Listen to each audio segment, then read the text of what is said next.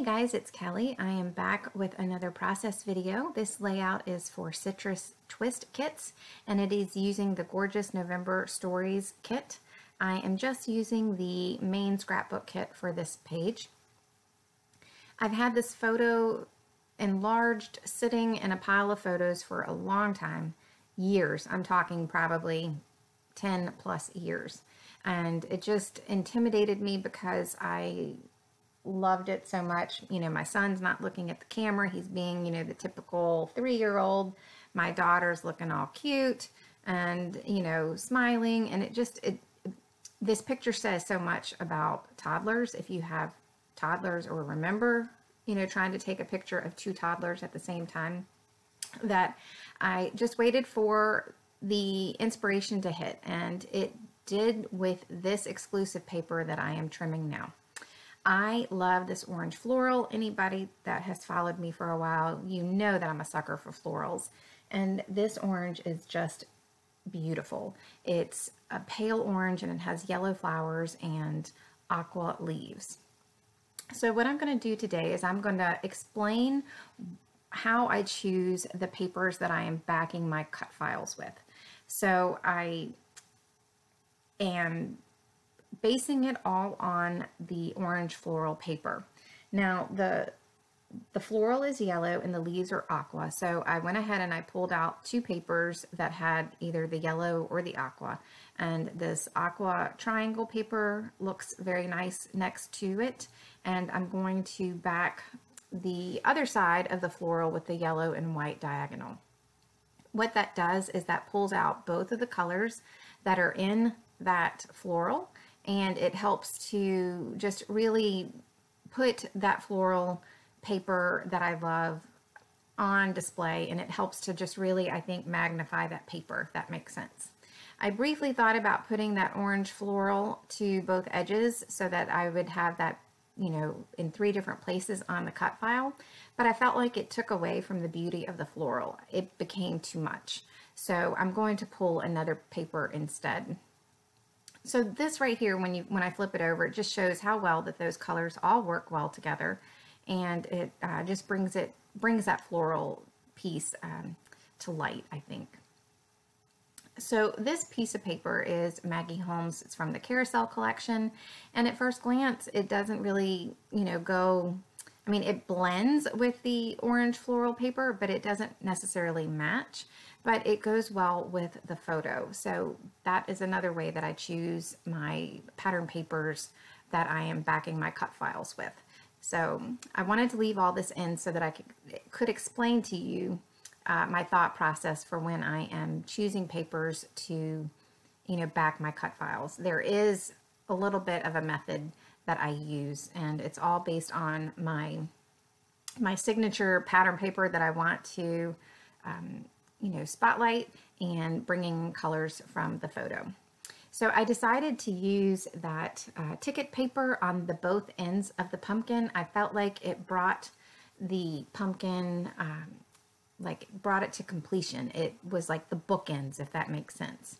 And it was balanced, even though, you know, there's 4 different patterns, it felt balanced to me. So this gray and white triangle paper is from Ellie Studio, and I'm just going to outline that and use that for my stem. And I just did it around to where there weren't any of the white triangles that were showing, just to give the eye rest for the busyness of the patterns that I have elsewhere. So I hope that helps and makes sense for me explaining how I you know, choose the patterns and why. I did that with this one because it was a fairly quick process, and it's not boring to, hopefully not too boring to watch me do all of those, you know, the 5 backings, because they were pretty simple. So it would not be a layout without me stitching in some form, and I am not going to make you watch all of this. This did take a while, I will not lie. I poked holes all the way around. I don't measure, I just eyeball it. And then I took 6 strands of white thread, and I just did a simple back stitch around the entire pumpkin and all the little loop-de-loos and love the way that it turned out. Now, again, I won't lie. This probably, oh, I did it in spurts because my thumb and my wrist hurt. Believe it or not, I sprained my wrist late spring. And when I'm doing something like this, it will still hurt. So I broke that up over like a day and a half of me doing this. But it's one of those things that when I have something like this, it's worth it to me. I would much rather have the pain and do it to where I love it and I'm happy with the finished page rather than not doing the stitching at all. So it probably took me, I want to say maybe 4 hours to do it, just because, you know, the 6 strands of the embroidery floss is a lot to work with. So I did back my photo with the blue carousel paper. It's got scallops of different shades of aqua. Love that paper, and I knew that I wanted to fussy cut some of the scallops as well, so that will be coming in later. So these thickers came with the kit, and I figured out pretty quickly that Smile would be my title because I've got one baby smiling and one baby not even looking at the camera. I thought at first I was going to say maybe Hello Pumpkin or something like that, but that will come at a different page. So I am pulling out different things because I'm still thinking whether or not I want to use Smile, if you know, because it's still kind of a generic title. But the more that I'm thinking about the layout, the more that I'm realizing that the pumpkin is truly the showstopper of the page. The cut file is just gorgeous. I enlarged that pretty big because I really wanted it to be a focal point, and I wanted to have enough room on the edges of the file to stitch it. So the kit comes with a gazillion die cuts in the ephemera pack that is included.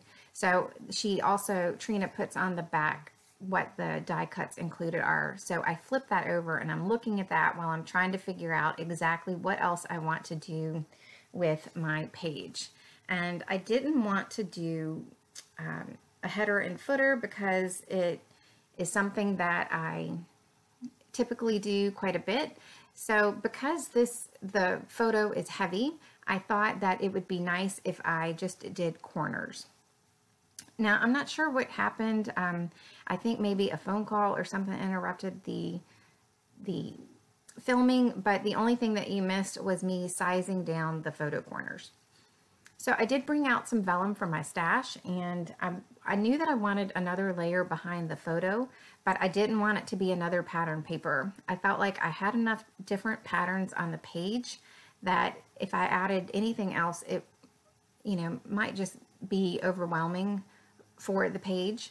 So I chose 2 of the patterns that I already had, and I made sure that that yellow and white diagonal stripe went the same direction as the part in the pumpkin, and then pulled out the vellum just to add another layer behind the photo. And once I get that done and on the page, I really like the way that that looks. Vellum is a great addition to your page, as well as just like white paper, like white printer paper or copy paper or tissue paper. If you're looking for a different or if you're looking to back your photo with additional layers to add some interest, but you don't want to bring in patterns. I'm sorry, it's Monday. I've only had a cup of coffee and I need a second one, and the time has changed, and my brain and my mouth are not on the same wavelength here. So I have not backed the pumpkin with any additional foam, but the stitching does raise the pumpkin up. So I put a little bit of foam underneath that one edge of the photo, that lower left edge, so that it would be even with the rest of the photo that is on top of the pumpkin. So I decided Smile is my title, and I'm going to put that over top of the photo. I usually don't do that. I wanted to do something a little bit different. I didn't want to take away from that pumpkin. I wanted to be able to see as much of that pumpkin as I possibly could. So I'm pulling in some of the exclusive chipboards. I love the one that says This Life, that's up in the left-hand corner because it has a heart, so it reads Love This Life. And on the bottom right hand side of the photo, I put a circle that says not happening because my son looking at the camera and smiling was clearly not happening. But I put underneath it perfect day because it doesn't matter in the end if he's looking at the camera or not. It's still, you know, a good day. So here is where I am fussy cutting some of the scallops out. I wanted to, you know, trim the edges of the corners. I felt like it was a little naked and I wanted to bring in maybe a little bit more of that turquoise. So I'm going to decide to put it underneath the photo corners, and I really like the way that looks. It adds a little bit of a ruffly detail. It brings in a little bit more of the color. The pattern is already represented on the page with it underneath the photo layers. So I thought that it was definitely a win-win. So I'm going to trim off the edge, and I'm going to use that little piece on one section, and I will fussy cut another small scallop piece to work on that bottom right hand cluster. Now I just had a thought that I might have said right hand or left hand and interchange them. So if I did, just, you know, again, ignore me. It's a Monday morning. I'm hoping you figure out where I'm talking about. So I'm looking at my layout because I feel like it's pretty close to done, but it's not quite perfect. And I'm trying to figure out what else to do. I love those cork leaves, but I couldn't get them to work on the page like I wanted to.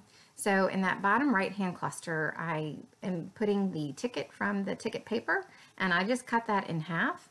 And I'm going to layer up the, one of them is a die cut and the other is the exclusive chipboard set. And I did put a little piece of foam underneath the die cut and the chipboard set just because they do come off the photo a little bit and leave a gap.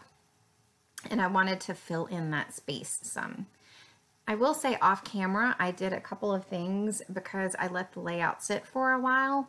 I added some gold mist droplets, and I also, you'll see, or you won't see, I glued down some of the loop-de-loos with my tacky adhesive and then just kind of held onto it and made it stick down. I didn't show you that because that's kind of boring, and it's easy for me to tell you that I'm doing something like that as opposed to, you know, showing you. And I finished off the cluster in that upper left-hand side. I just added a ticket and a gold heart. So that's it for me. I hope that you guys enjoyed this, and I'd love to hear from you. If you have any comments, please leave them. I get back to you as soon as I possibly can. And I have some stills at the end. So thanks so much, guys. I will see you soon. Have a great day. Bye.